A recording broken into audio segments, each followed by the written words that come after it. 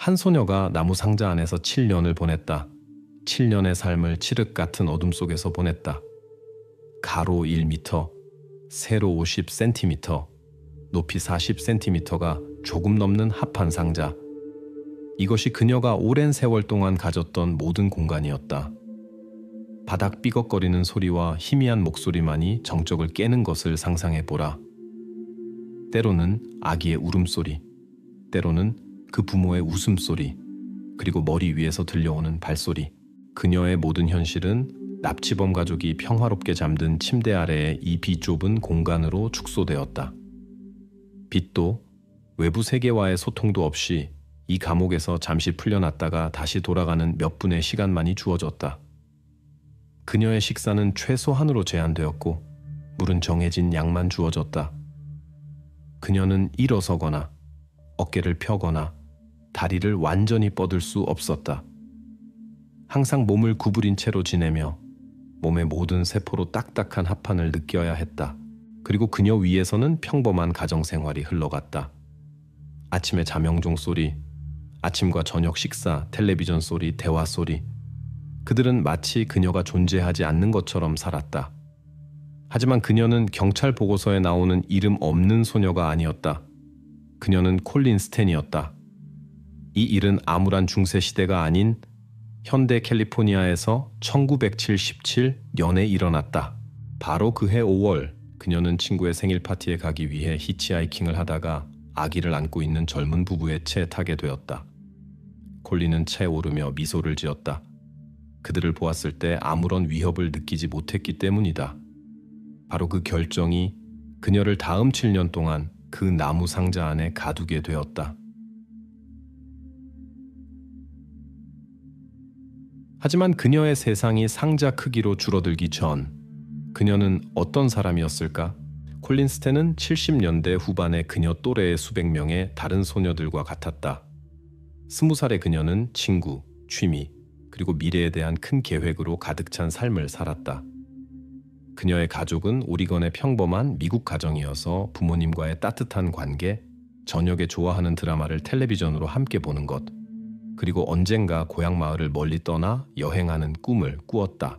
그녀는 카페에서 웨이트리스로 일했고 이글스와 플리트우드 맥 같은 음악을 듣는 것을 좋아했으며 그녀의 방 벽에는 인기 밴드와 영화 포스터가 걸려 있었다.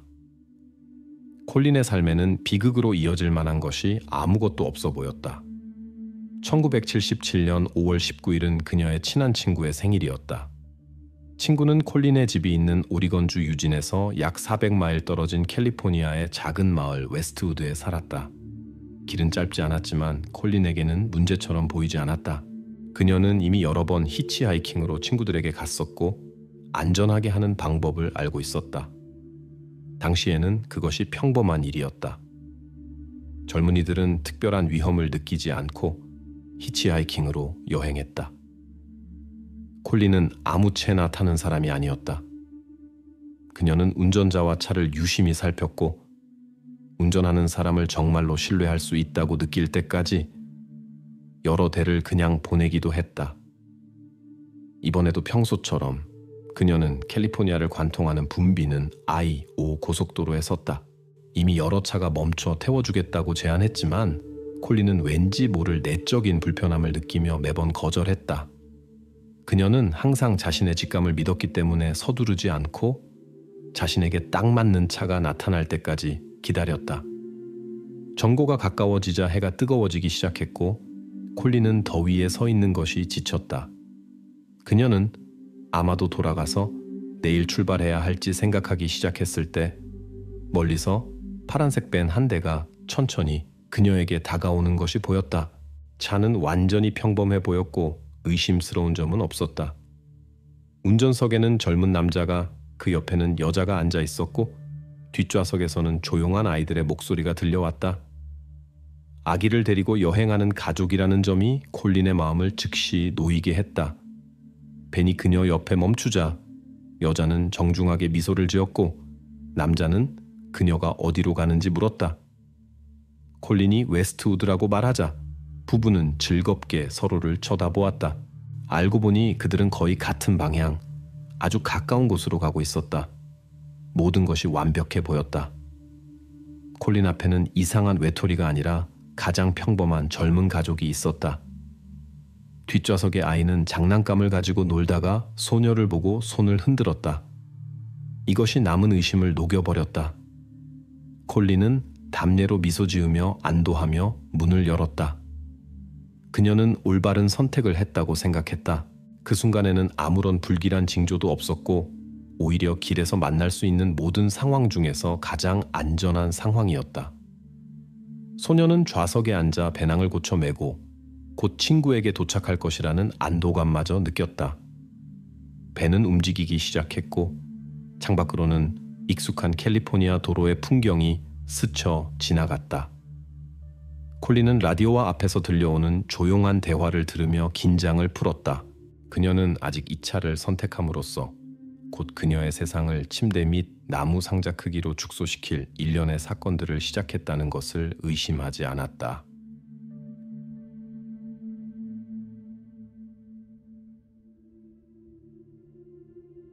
파란색 밴 안에는 어린아이를 동반한 부부가 있었다. 길 위에서 안전의 상징처럼 보이는 모습이었다. 그 상징에서 무엇이 잘못될 수 있었을까? 처음에는 모든 것이 평온했다. 콜린은 창밖을 보았고 들판, 언덕, 그리고 드문드문 보이는 도로 표지판이 스쳐 지나갔다. 라디오에서는 70년대 히트곡이 조용히 흘러나왔고 차 안은 평범한 가족 여행 분위기로 가득했다. 캐머런은 가끔 아내 제니스와 몇 마디 나누었고 그녀는 더위와 단조로운 길에 졸린 듯 거의 말없이 앞만 보고 있었다. 뒤에서는 그들의 아기가 장난감에 몰두한 채 조용히 노래를 흥얼거렸다. 모든 것이 콜린이 예상했던 대로 평온하고 안전하게 진행되었다. 하지만 어느 순간 그녀는 밴이 속도를 줄이며 I-5 고속도로에서 조용한 시골길로 접어드는 것을 알아차렸다. 콜린은 처음에는 별 의미를 두지 않았다. 아마도 잠시 멈추거나 볼 일이 있는 것이겠지. 그녀는 그들이 다시 주요 고속도로로 돌아올 때를 기다리며 앞길을 유심히 보았다. 하지만 대신 자동차는 나무가 우거진 황량한 길을 따라 계속해서 숲속 깊은 곳으로 들어갔다. 콜린은 첫 불안의 냉기를 느꼈지만 평정을 유지하려 애썼다. 그녀는 지지나 설명을 구하듯 제니스를 여러 번 쳐다보았지만 여자는 주위에서 무슨 일이 일어나는지 알아차리지 못하는 것처럼 계속해서 움직임 없이 앞만 보고 있었다. 갑자기 캐머런이 인적 없는 길 한가운데 차를 세웠다. 주위는 나무들이 내는 소음과 새들의 지저귀만이 들리는 완전한 정적에 휩싸였다. 남자는 문을 열고 아무 말 없이 밖으로 나갔다. 시간은 고통스럽게 느리게 흘러갔고 콜린의 심장은 이미 귀에서 쿵쾅거리고 있었다. 그녀는 다시 제니스를 쳐다보았지만 그녀는 여전히 얼어붙은 듯 앞만 보고 있었다. 왜 그녀는 반응하지 않는 걸까? 소녀가 무언가 말하거나 행동하기 전에 답이 나왔다. 콜린 옆의 문이 갑자기 활짝 열렸고 캐머런의 손에는 칼이 들려 있었다.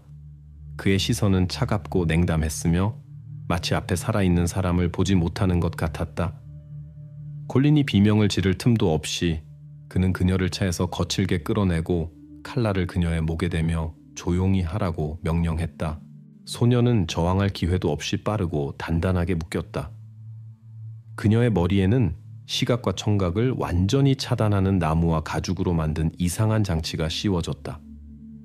콜린은 칠흑 같은 어둠 속으로 빠져들었고 세상은 순식간에 사라져 그녀를 공황과 완전한 무력감 속에 홀로 남겨두었다.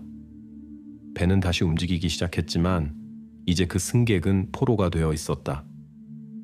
평범한 세상과의 단절은 끝났다. 콜린 스탠에게는 그녀가 상상조차 할 수 없었던 전혀 다른 삶이 시작되었다. 1977년 5월 19일 콜린 스탠은 웨스트우드에 도착하지 않았다. 콜린이 가려던 친구는 하루 종일 시계를 보고 창문을 확인하며 문지방에 그녀의 실루엣이 나타나기를 기다렸다. 저녁이 가까워지자 걱정하기 시작했지만 그녀가 길에서 늦어지고 있을 뿐이라고 자신을 설득하려 했다.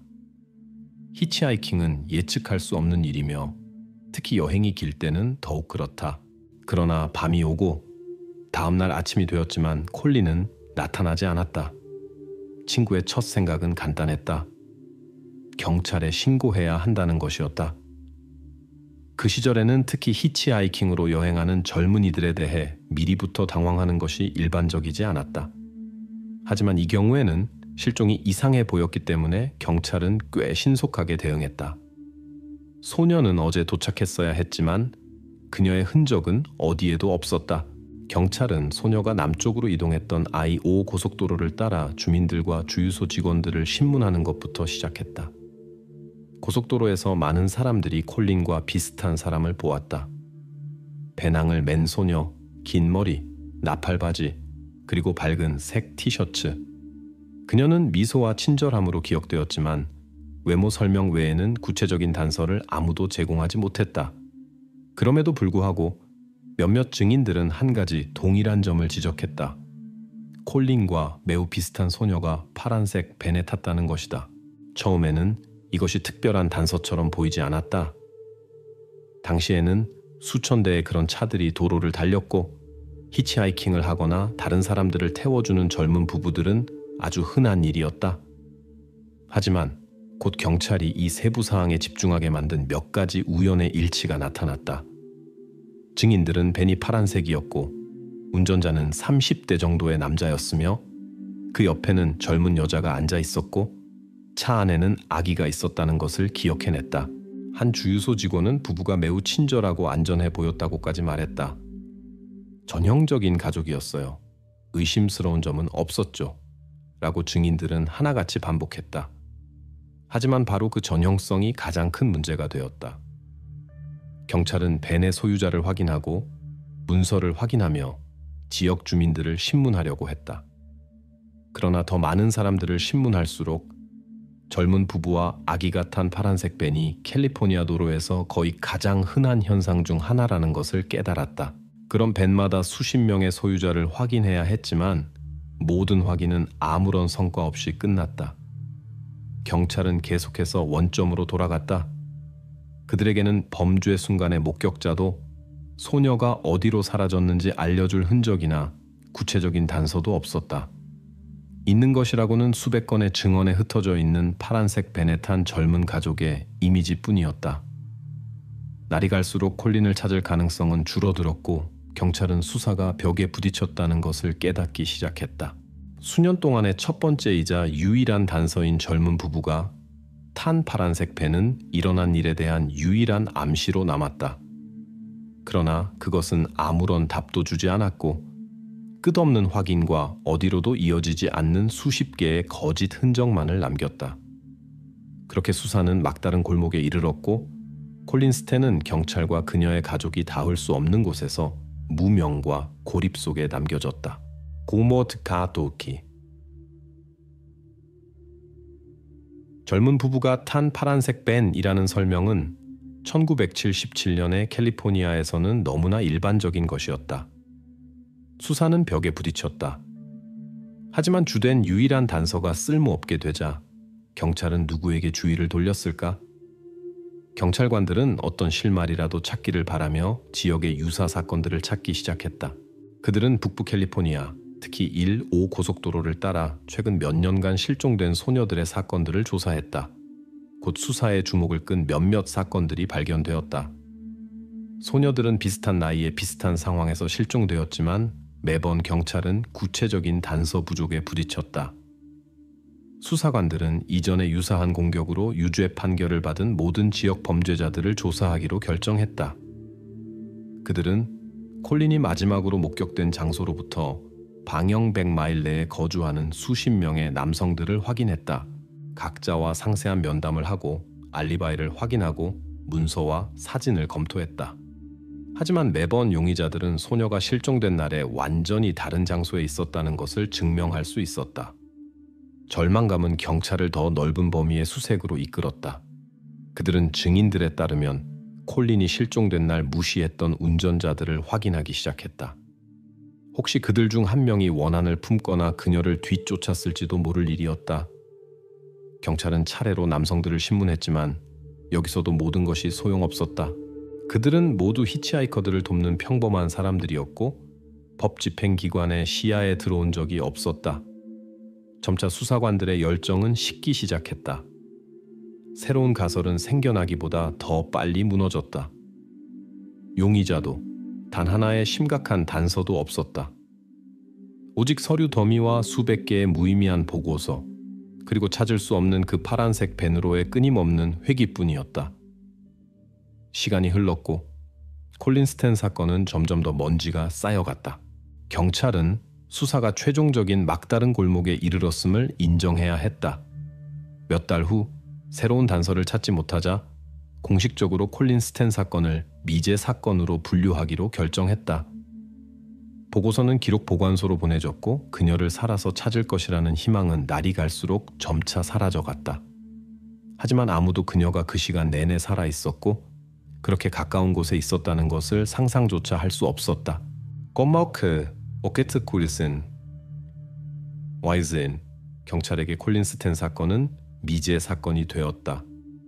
하지만 소녀 자신에게는 7년간의 공포가 이제 막 시작되고 있었다. 수사관들이 수백 대의 똑같은 벤을 무력하게 뒤지며 어떤 단서라도 찾으려 애쓰는 동안 콜린은 납치범들의 집에 있었다.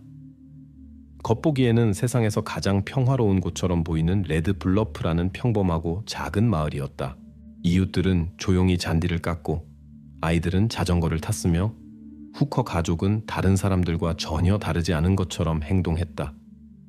하지만 그들의 집안은 모든 것이 달랐다. 콜린이 그 집 문턱을 넘은 첫날, 그녀의 세상은 즉시 나무 상자 크기로 줄어들었다. 그것은 합판으로 만든 조잡한 용기로 보통의 여행 가방보다 조금 더 컸다. 그것은 후커 부부의 침대 바로 아래에 놓여 있었고 소녀는 그 안에서 7년이라는 긴 세월 동안 매일 대부분의 시간을 보내야만 했다. 처음 며칠 동안 그녀는 지금이 낮인지 밤인지조차 알 수 없었다. 그녀의 세상은 완전히 정적과 어둠에 잠겨 있었다. 캐머런의 아내인 제니스는 처음에는 그녀에게 거의 관심을 보이지 않았다. 그녀는 이것이 남편의 이상한 행동 중 하나일 뿐 자신의 주의를 요구하지 않는 것처럼 행동했다. 콜린은 처음에는 그녀에게 말을 걸어보려 했고 어떤 도움이나 동정이라도 바라며 애썼다. 하지만 제니스는 매번 외면하고 떠나버렸고 마치 그녀의 말을 듣지 못하는 것 같았다. 곧 콜린은 시도조차 그만두었다. 그녀는 하루에 23시간을 상자 안에서 보냈고 약간의 음식이나 물을 받기 위해 짧은 시간 동안만 나왔다. 외부 세계와의 연결은 완전히 끊겼고 삶은 다음에 무슨 일이 일어날지 기다리는 것으로 변했다. 그리고 그 기다림이 최악이었다. 소녀는 자신에게 무슨 일이 닥칠지 몰랐고 머리 위에서 들려오는 모든 소리, 모든 발걸음이나 마루 삐걱거리는 소리는 그녀에게 위험 신호가 되었다. 어느 날 캐머런이 소녀가 갇혀있던 지하실로 종이 한 장을 들고 내려왔다. 그는 차분하고 거의 친근해 보였는데 이런 상황에서는 특히 소름 끼치는 모습이었다. 남자는 그녀 앞에 쪼그리고 앉아 천천히 명확하게 설명했다. 이제 그녀는 공식적으로 컴퍼니라고 불리는 비밀 조직에 속하게 되었다는 것이다. 그의 말에 따르면 이 조직은 전국에 걸쳐 수천 명의 사람들을 통제하고 있으며 그들로부터 도망치는 것은 불가능했다. 만약 콜린이 도망치려 하거나 누군가에게 자신의 상황에 대해 말하려고 시도한다면 컴퍼니는 그녀와 그녀의 가족을 찾아낼 것이라고 했다. 그는 그녀에게 종이 한 장을 내밀었다. 그것은 그녀가 그의 소유물, 즉 노예 계약서가 되기 위해 서명해야 하는 계약서였다. 콜린은 거부할 권리가 없었다. 그녀의 의식 속에는 이미 피할 수 없는 전능한 비밀 조직의 이미지가 만들어져 있었기 때문이다. 이 문서에 서명한 것은 그녀의 이전 삶에서 끔찍한 현재로의 전환에 마침표를 찍는 것이었다. 그녀가 계약서에 서명한 그날 밤, 콜린은 이제 캐머런이 그녀의 몸뿐만 아니라 그녀의 의식까지 완전히 통제하고 있다는 것을 깨달았다. 그의 상상 속에만 존재했던 컴퍼니는 그녀의 의식 속에서 실제적인 위협이 되었다. 구원에 대한 희망을 완전히 빼앗고 그녀를 물리적으로뿐만 아니라 심리적으로도 죄수로 만든 메커니즘이었다. 감금은 단순한 구속이 아니라 소녀의 삶에 대한 절대적인 통제가 되어 그녀를 두려움과 절망으로 관리되는 소유물로 바꾸어 놓았다.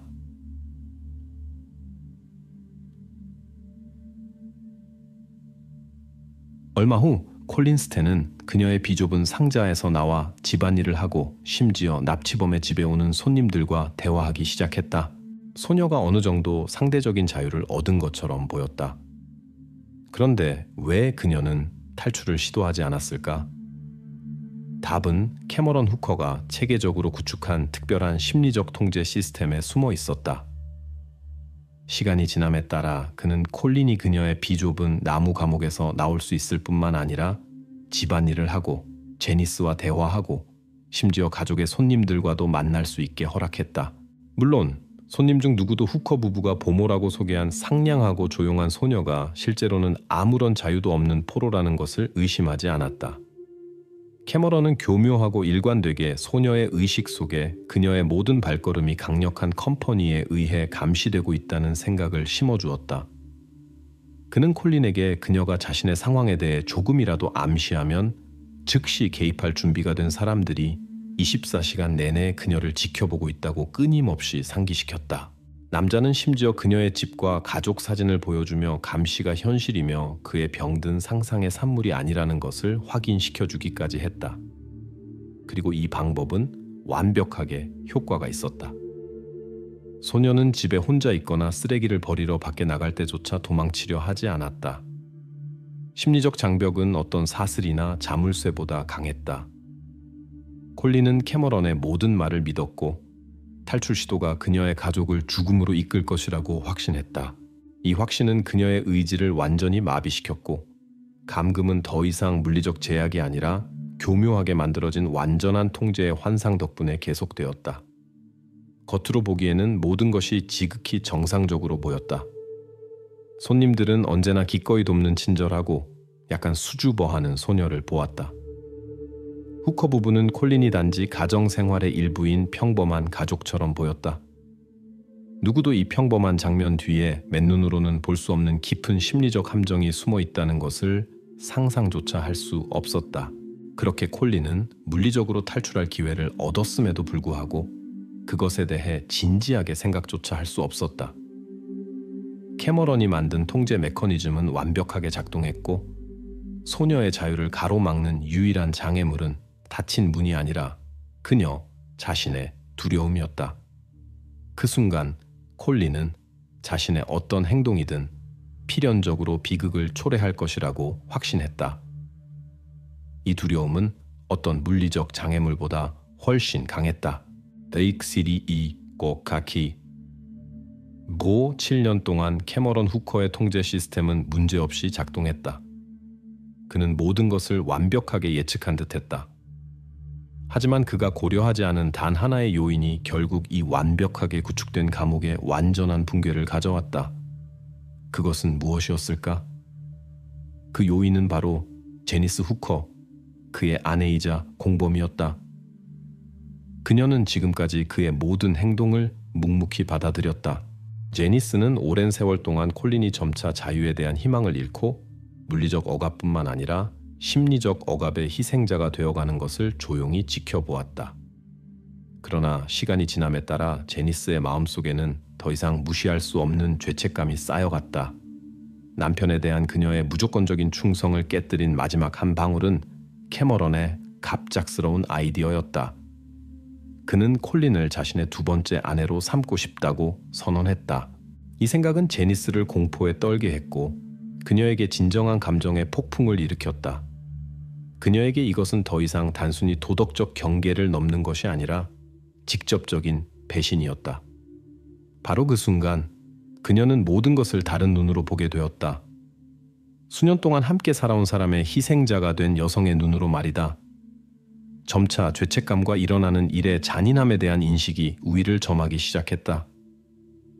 제니스는 더 이상 무관심하게 있을 수 없었다. 이제는 단지 낯선 소녀의 문제가 아니라 그녀 자신, 그녀의 존엄성과 자존감에 관한 문제였기 때문이다. 그녀는 지금 개입하지 않으면 이 악몽이 콜린에게도 자신에게도 결코 끝나지 않을 것이라는 것을 깨달았다. 그래서 1984년 8월의 어느 날 제니스는 얼마 전까지만 해도 상상할 수 없었던 행동을 결심했다. 그녀는 콜린에게 다가가 조용히 한마디만 했다. 도망쳐. 이것은 전통적인 의미의 증거도 법정에서 제시할 수 있는 물증도 아니었다. 하지만 바로 이 한마디가 모든 것을 바꾼 전환점이 되었다. 제니스의 말은 콜린에게 이미 희망을 포기했던 일을 할 수 있는 기회를 열어주었다.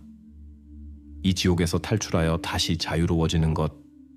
절대적인 통제 시스템은 캐머런이 가장 예상하지 못한 순간에 무너졌고, 그 원인은 그가 무조건적인 복종을 기대했던 사람, 바로 그의 아내였다.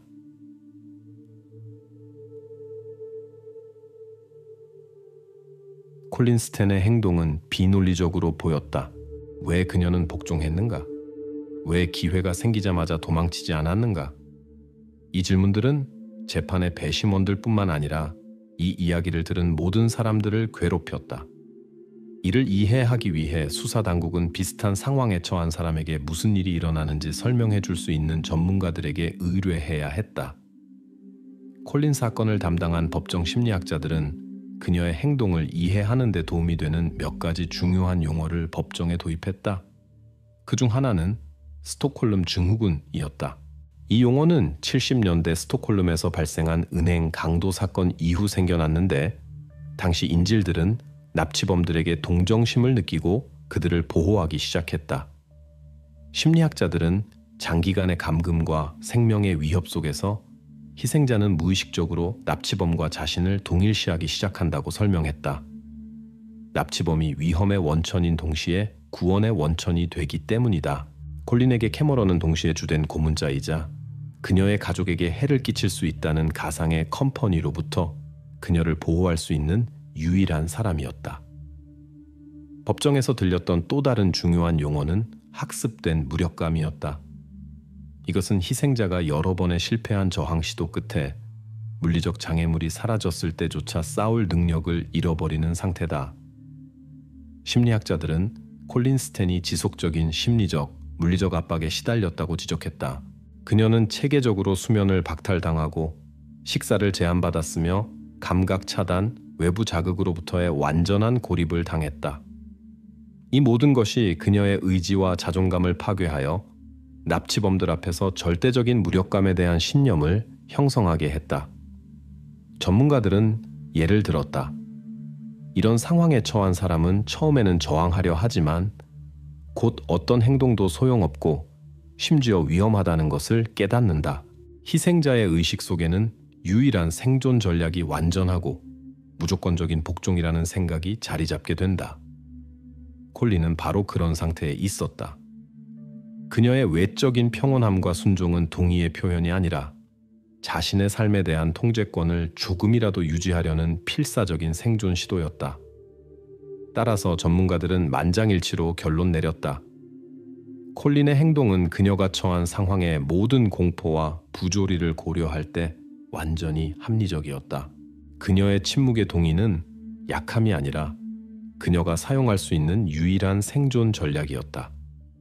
지속적인 위협 속에서 그녀의 의식은 비록 밖에서 보기에는 비논리적으로 보일지라도 생명을 적응하고 보존하는 방법을 찾았다. 바로 이 심리학자들의 결론이 콜린 스탠에게 무슨 일이 있었는지, 그리고 그녀가 왜 그렇게 행동했는지를 이해하는 데 핵심이 되었다. 1984년 8월, 콜린 스탠은 자유를 찾았다. 그녀는 신선한 공기를 마음껏 들이마실 수 있었고 더 이상 억압하는 감옥이 없으며 누구도 그녀의 모든 발걸음을 통제하지 않는다는 것을 느낄 수 있었다. 하지만 그녀는 경찰에 가지 않았다. 그녀는 침묵했다. 그리고 이 침묵은 전혀 설명할 수 없는 것처럼 보였다. 희생자 자신이 침묵한다면 누가, 그리고 왜 오랜 침묵 끝에 사건을 재개하기로 결정했을까? 콜린은 컴퍼니를 극도로 두려워했기 때문에 도움을 요청하지 않았다.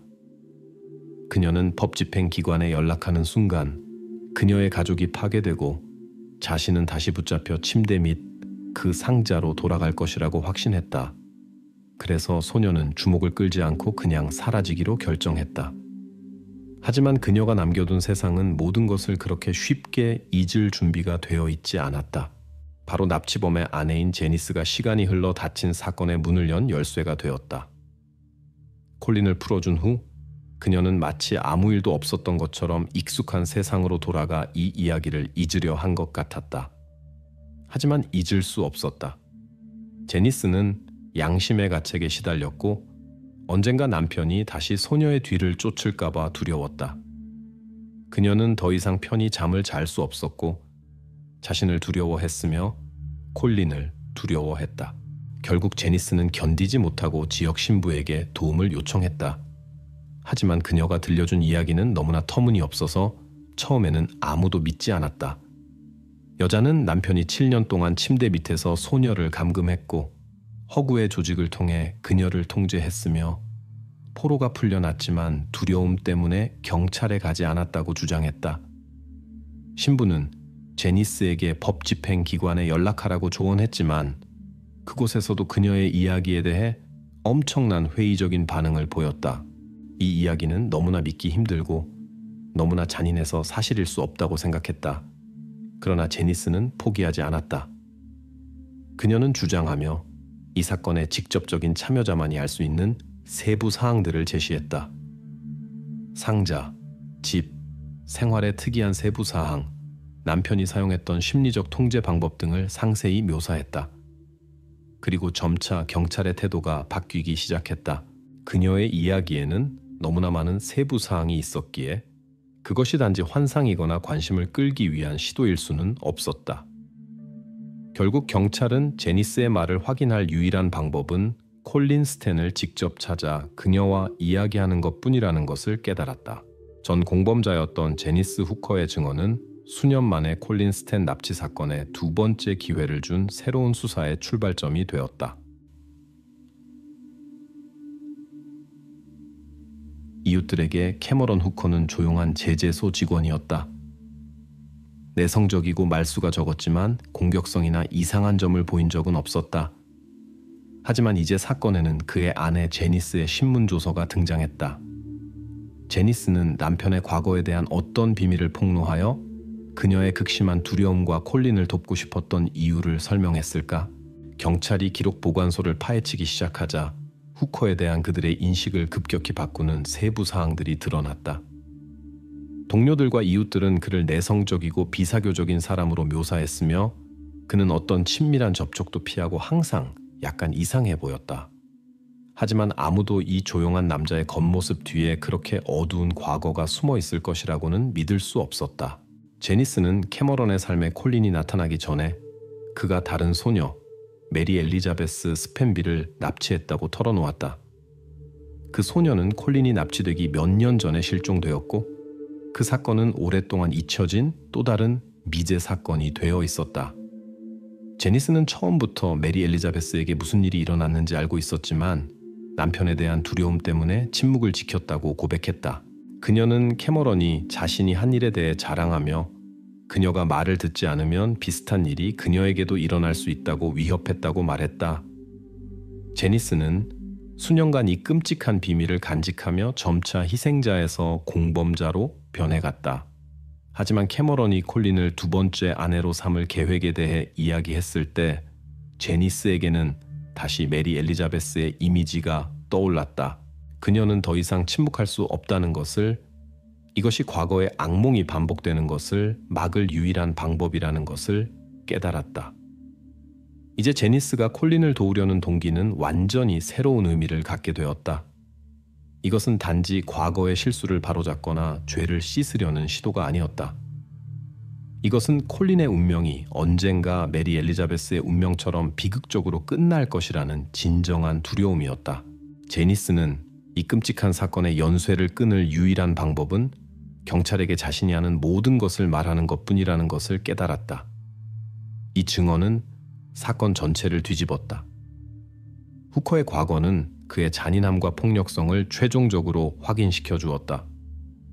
실종된 소녀를 찾으려는 시도로 시작된 것이 이제는 가장 끔찍한 행동을 할 수 있는 남자를 중심으로 한 본격적인 수사로 변모했다. 이제 경찰에게는 단순한 의심이 아니라 이 이야기에 마침표를 찍을 수 있는 구체적인 사실들이 있었다.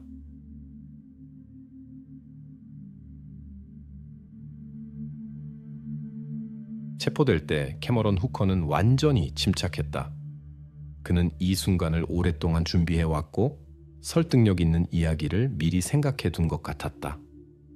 그는 수사관들 맞은편에 앉아 그들의 눈을 똑바로 쳐다보며 조금의 초조함도 보이지 않았다. 하지만 그가 준비한 사건의 버전은 무엇이었고 경찰의 단 하나의 질문이 그의 모든 확신을 무너뜨렸을까? 신문 중에 후커는 자신감 있고 차분하게 말했다. 그는 콜린이 자신의 포로였다는 것을 단호히 부인하며 그들 사이에는 자발적인 관계가 있었다고 주장했다. 그녀 자신이 원했어요. 그는 차분하고 침착하게 말했다. 제니스는 그냥 그녀를 질투해서 복수하려고 한 겁니다. 그는 아내가 사회와 경찰의 눈에 자신을 폄하하기 위해 모든 것을 꾸며냈다고 주장했다. 그의 버전은 특히 그가 얼마나 자신감 있게 말했는지를 고려할 때 설득력 있게 들렸다. 그러나 수사관들은 그의 말을 서둘러 믿지 않았다. 그들은 주에 깊게 들으며 우토츠냐유 씨의 질문을 하고 모든 단어를 확인했다. 캐머런은 그가 명백히 예상하지 못했던 단 하나의 질문이 나올 때까지 그에게 제기된 모든 것에 쉽게 대답했다. 상자는 어디에 있습니까? 후커는 잠시 멈칫했다. 그의 얼굴에 처음으로 불안감이 스쳐 지나갔다. 이 순간까지 그는 제니스가 결코 그 비밀을 밝히지 않을 것이라고 확신했다. 그는 경찰이 이미 그의 집에 가서 그가 수년간 콜린을 가두었던 바로 그 나무 상자를 찾았다는 것을 알 수 없었다. 이 질문에 그는 대답할 수 없었다. 방금 전까지 흔들리지 않는 것처럼 보였던 그의 자신감은 급속히 사라지기 시작했다. 그는 말을 더듬고 농담으로 넘기려 했지만 이미 늦었다. 수사관들은 바로 그 상자가 진실의 열쇠라는 것을 깨달았다. 이제 그들은 캐머런의 버전이 무너지고 있으며 그가 그토록 열심히 만들어온 침착하고 무고한 사람의 이미지를 파괴하며 진실이 수면 위로 떠오르기 시작했다는 것을 알았다. 꼭 신문실에서는 한 가지 이야기에 대한 세 가지 버전이 울려 퍼졌다. 캐머런은 모든 것이 자발적으로 일어났다고 자신 있게 주장했고 제니스는 남편의 잔인함을 비난했으며 콜린은 간신히 눈물을 참으며 상자 속에서의 7년간의 삶에 대해 이야기했다. 하지만 말은 그저 말일 뿐이다. 오직 물리적 증거만이 거짓말을 할 수 없다. 경찰이 후커 부부의 집에서 무엇을 발견하여 이 모순된 버전들을 반박할 수 없는 사실로 만들었을까? 수사관들은 레드블러프에 있는 후커 부부의 집에 대한 수색 영장을 받았다. 그들은 모든 구석, 모든 찬장, 지하실의 모든 센티미터를 철저히 조사했다. 곧 가장 노련한 경찰관들조차 불안하게 만드는 증거들이 발견되기 시작했다. 부부의 방, 침대 바로 아래에서 바로 그 나무 상자가 발견되었다. 공기 구멍이 뚫린 조잡한 합판 구조물이었다. 크기와 내부 구조는 콜린과 제니스의 설명과 완전히 일치했다. 하지만 경찰은 여기서 멈추지 않았다. 집 지하실에서는 천장에 박힌 커다란 금속 고리들이 발견되었다. 그 존재는 콜린이 이야기했던 바로 그 절차들이 그곳에서 행해졌다는 것을 증명했다. 이것은 더 이상 환상이나 꾸며낸 이야기가 아니라 범죄의 실제적이고 만질 수 있는 증거였다. 그러나 가장 중요하고 설득력 있는 증거는 집에서 발견된 캐머런 후커 자신이 직접 쓴 문서, 바로 그 노예 계약서였다. 종이는 누렇게 변색되었고 소녀가 자발적으로 남성과 신화 속에 컴퍼니의 소유가 되는 것에 동의한다는 서명이 있었다. 이 문서는 자발적인 관계에 대한 말을 완전히 무의미하게 만들고 심리적 통제와 조작의 끔찍한 현실을 드러냈다.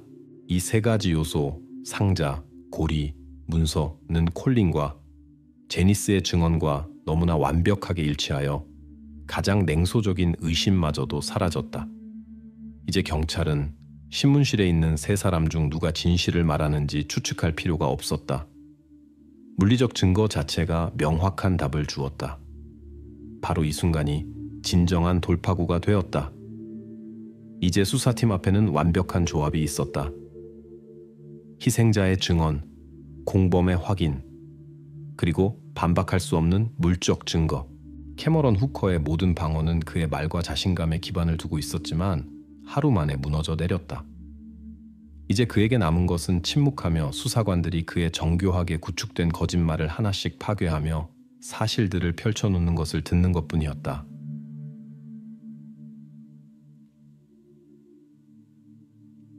법정에 그 나무 상자가 들어왔을 때조차 캐머런 후커는 자신의 무죄를 끈질기게 주장했다. 그는 배심원들 앞에 앉아 마치 처음 보는 것처럼 증거물을 쳐다보며 일어난 모든 일이 자발적이었다고 차분하게 계속 주장했다. 하지만 그가 자백하지 않았다면 검찰은 어떻게 배심원들 앞에서 그의 거짓말을 폭로할 수 있었을까? 재판 내내 후커는 자신의 버전을 고수했다. 그와 콜린은 연인이었고 그들을 묶고 있던 것은 오로지 사랑의 관계뿐이었다. 그러나 증인석의 반대 사실을 증명할 수 있는 사람들이 불려 나오면서 모든 것이 바뀌었다. 먼저 콜린 스탠 자신이 증언했다. 감정을 드러내지 않고 체계적이고 차분하게 그녀는 상자 속에서의 7년간의 삶을 묘사했다. 소녀는 합한 상자의 크기, 페인트 냄새, 머리 위에서 들리던 발소리 등 모든 세부 사항을 정확하게 재현했다. 그런 다음 후커의 자발성 주장을 완전히 무너뜨린 바로 그 계약서가 제시되었다. 콜린이 배심원들에게 왜 그 끔찍한 문서에 서명했는지, 그리고 허구의 컴퍼니에 대한 두려움이 어떻게 그녀의 저항 의지를 마비시켰는지 설명했을 때 법정은 무거운 침묵에 잠겼다. 하지만 변호인단의 결정적인 타격을 가한 것은 제니스 후커의 증언이었다. 기소 면제를 대가로 그녀는 집에서 일어난 모든 일에 대해 상세히 이야기하기로 동의했다. 제니스는 콜린의 말을 확인하고 남편이 어떻게 소녀를 심리적, 물리적으로 억압했는지 자세히 설명했다. 그녀의 말이 이어질수록 캐머런의 버전은 현실과 점점 더 멀어졌다. 최종적인 붕괴는 반대 신문 중에 일어났다.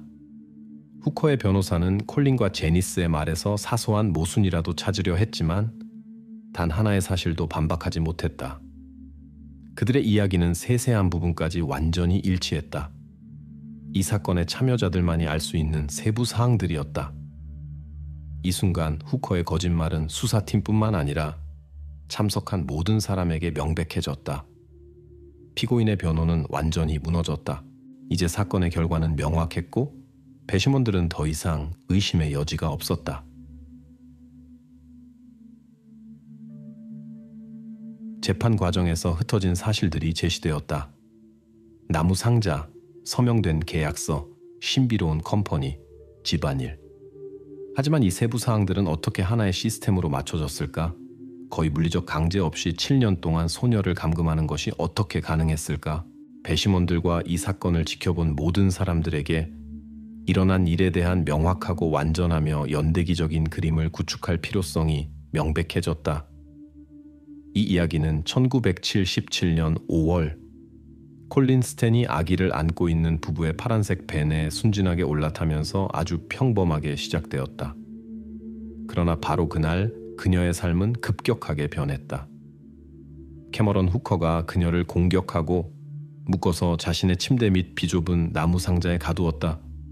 처음 몇 달은 가장 잔인했다. 완전한 어둠, 최소한의 음식, 그리고 외부 세계로부터의 완전한 고립. 이것은 의지를 완전히 억누르고 절대적인 무력감을 조성하기 위한 전술이었다. 그 다음에는 심리적 압박의 두 번째 단계가 이어졌다. 바로 그때 컴퍼니라는 전설이 등장했다. 사람들을 통제하고 그녀가 탈출을 시도하면 콜린의 가족을 파괴할 수 있는 허구의 비밀 조직이었다. 소녀는 이 이야기를 너무나 믿어서 점차 상자에서 나올 수 있게 되었을 때조차 저항하려 하지 않았다. 세 번째 단계인 해방이 찾아왔다. 시간이 지나면서 콜린은 집안일을 하고 음식을 만들고 청소하고 심지어 가끔 후커 부부와 함께 시내로 나가는 것이 허용되었다. 그녀는 다른 사람들을 보았고 소리를 지르거나 도움을 요청할 수도 있었지만 컴퍼니에 대한 두려움이 그녀의 의지를 완전히 마비시켰다. 그녀는 자유와 감금 사이의 이상한 중간 상태에 있었고 물리적인 족쇄는 보이지 않는 두려움으로 대체되었다. 납치범의 아내인 제니스 후커가 핵심적인 역할을 했다. 처음에는 그녀는 모든 것을 침묵으로 지켜보는 수동적인 공범자였다. 그 다음에는 남편이 통제의 환상을 유지하는 것을 돕는 적극적인 공범자가 되었다. 하지만 결국 제니스가 구원자가 되었다. 남편에 대한 그녀의 두려움은 점차 죄책감의 자리를 내주었고, 특히 캐머런이 콜린을 두 번째 아내로 삼기로 결정했을 때 더욱 그랬다. 제니스는 견디지 못하고 이 악몽을 멈추기로 결심했다. 사건의 재구성은 마침내 범죄의 메커니즘에 대한 질문들을 완전히 해소했다. 이제 배심원들은 어떤 창살이나 사슬 없이도 7년 동안 사람을 감금하는 것이 어떻게 가능했는지 이해하게 되었다. 이 사건에서 주된 무기는 물리적 폭력이 아니라 희생자 스스로가 문이 열려 있을 때조차 떠나기를 두려워하게 만든 섬세한 심리적 조작이었다. 이 끔찍하지만 논리적인 사건의 연쇄를 재구성한 후 배심원들에게는 콜린 스탠이 어떻게 그렇게 오랫동안 감금 생활을 하면서도 탈출 시도를 하지 않았는지에 대한 단 하나의 질문도 남지 않았다. 이제 모두가 그녀를 수년간 두려움과 무력감의 족쇄에 가두었던 절대적인 심리적 통제 메커니즘이 어떻게 작동하는지에 대한 명확한 이해를 갖게 되었다. 1985년 11월 22일 배심원단은 평일을 위해 퇴장했다. 일주일간의 고된 심리, 수십 명의 증인, 수백 페이지의 조서 끝에 그들은 마침내 들은 모든 것을 단독으로 논의할 기회를 얻었다. 법정에는 긴장된 침묵이 흘렀다. 참석한 모든 사람들을 괴롭히던 질문은 간단했다. 배심원들은 어떤 결정을 내릴 것이며 평결을 내리는데 얼마나 많은 시간이 걸릴까? 법정에서는 캐머런 후커에게 제기된 혐의 조항들이 계속해서 울려 퍼졌다. 검사는 배심원들을 향해 각 조항을 명확하게 낭독했다. 폭력과 위협을 동반한 납치, 무기를 사용한 체계적인 폭력, 중상해 유발, 잔혹한 처우를 동반한 불법 감금. 각 혐의에는 저지른 행위에 대한 상세한 설명과 법정에서 제시된 물리적 증거가 동반되었다. 전체 재판 과정은 더 이상 변호인 측에서 무시하거나 반박할 수 없는 사실들의 기반을 두고 있었다. 그러나 후커의 변호사는 마지막 순간까지 피고인과 피해자 사이의 관계가 자발적이었다고 배심원들을 설득하려 했다. 하지만 사건의 재구성과 증인들의 증언 이후 성공할 가능성은 거의 남아있지 않았다. 배심원단은 평의실로 들어갔고 법정의 모든 사람들은 오랜 기다림을 준비하는 듯했다. 보통 이렇게 무거운 사건, 특히 이렇게 많은 혐의가 있는 사건은 긴 논의와 각 조항에 대한 신중한 고려, 그리고 여러 시간의 토론이 필요하다. 하지만 이번에는 기다림이 예상외로 짧았다. 배심원들이 평의실 문을 닫은 지 불과 30분 만에 문이 다시 열리고 배심원들이 법정으로 돌아왔다. 이렇게 빠른 반응은 아무도 예상하지 못했다. 변호인 측, 검찰 측, 심지어 판사 자신도 지금 캐머런 후커의 운명을 결정하는 사람들을 놀란 눈으로 쳐다보았다. 배심원장이 일어섰고 완전한 침묵 속에서 자신의 결정을 낭독했다. 모든 혐의에 대해 캐머런 후커는 유죄로 인정됩니다. 이것은 수년간의 공포, 고통, 그리고 정의를 위한 투쟁의 역사를 마감하는 단 몇 마디의 말이었다. 이 말들은 지난 며칠 동안 법정에서 울려 퍼진 모든 증언, 주장, 그리고 변명보다 더 크게 울렸다. 배심원들은 한순간도 의심하지 않았고 그들의 확신은 정의가 승리했다는 최종적인 확인이 되었다. 이제 남은 것은 그에게 제기된 모든 범죄에 대해 유죄로 인정된 사람이 어떤 처벌을 받을지 기다리는 것뿐이었다. 고나스코 고팝스지했어요. 버카스니의 판결은 사건의 법적인 마침표를 찍었다. 하지만 삶은 법원의 판결로 끝나지 않으며 이 이야기의 각 참여자에게는 배심원의 결정이 발표되는 순간에는 예측할 수 없었던 자신만의 운명이 남아있었다. 이 끔찍한 드라마의 중심에 있었던 사람들, 즉 희생자, 공범자, 그리고 범죄자의 삶은 그 후 어떻게 되었을까? 상상할 수 없는 7년간의 감금과 절대적인 심리적 억압을 겪은 콜린 스탠은 자신을 조각조각 다시 맞추려고 노력했다. 그녀는 장기간의 치료를 받았고 이름을 바꾸고 다른 주로 이사했으며 점차 새로운 삶을 시작했다. 그녀의 새로운 지인들 중 누구도 그녀가 어떤 일을 겪었는지 짐작조차 하지 못했다. 그녀는 그 악몽이 자신의 남은 삶을 규정짓기를 원하지 않았기 때문에 의도적으로 과거를 뒤로했다. 시간이 지나면서 콜린은 가정을 꾸렸고 그녀에게 영원히 남을 심각한 트라우마에도 불구하고 계속 살아갈 힘을 찾았다. 캐머런의 전 부인이자 공범이었던 제니스 후커는 증언의 대가로 받은 면책권을 이용하여 자신의 삶을 바꾸기로 결심했다. 재판이 끝나자마자 그녀는 과거와 영원히 단절하기 위해 이름을 바꿨다. 제니스는 대중 앞에 나타나지 않았고 기업과 사회의 비난에 시달릴 것을 두려워하며 완전한 익명을 선택했다. 그녀에게도 콜린과 마찬가지로 완전히 새로운 삶이 시작되었다. 옛 두려움과 옛 실수가 없는 삶이었다. 한편 캐머런 후커는 판결 후에도 감옥을 떠나지 못했다.